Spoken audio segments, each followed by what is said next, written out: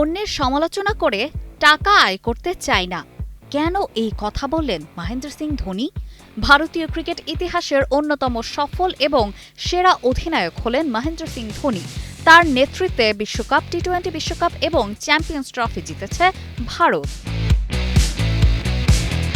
অধিনায়ক হিসেবে সাফল্যের পাশাপাশি ব্যক্তিগত পারফরম্যান্সেও অনন্য ছিলেন তিনি। ক্রিকেট থেকে অবসরে অন্য তারকারা ক্রিকেটের সঙ্গে আষ্টেপৃষ্টে লেগে আছেন, কিন্তু 2020 সালের 15 আগস্ট আন্তর্জাতিক ক্রিকেটকে বিদায় জানানোর পর থেকে তিনি এখনও আইপিএল খেলছেন। হয়তো আসন্ন আইপিএল শেষে ক্রিকেট থেকে পুরোপুরি অবসর নিতে পারেন।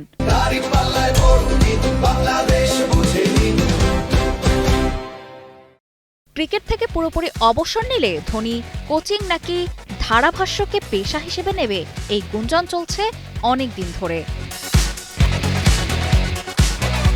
সম্প্রতি একটি ইউটিউব অনুষ্ঠানে ধোনি বলেছেন, ধারাভাষ্য দেয়া খুব কঠিন কাজ। আমার মনে হয় খেলা বর্ণনা করা এবং তা করতে গিয়ে খেলোয়াড়দের সমালোচনা করা, এর মাঝে একটা সূক্ষ্ম রেখা রয়েছে।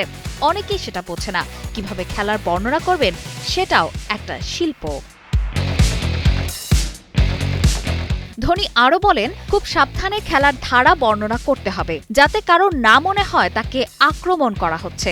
যদি কোনো দল হারে, তার নেপথ্যে নিশ্চয়ই কোনো কারণ থাকবে। কাউকে আঘাত না করে সেটা বর্ণনা করার দক্ষতা থাকা দরকার।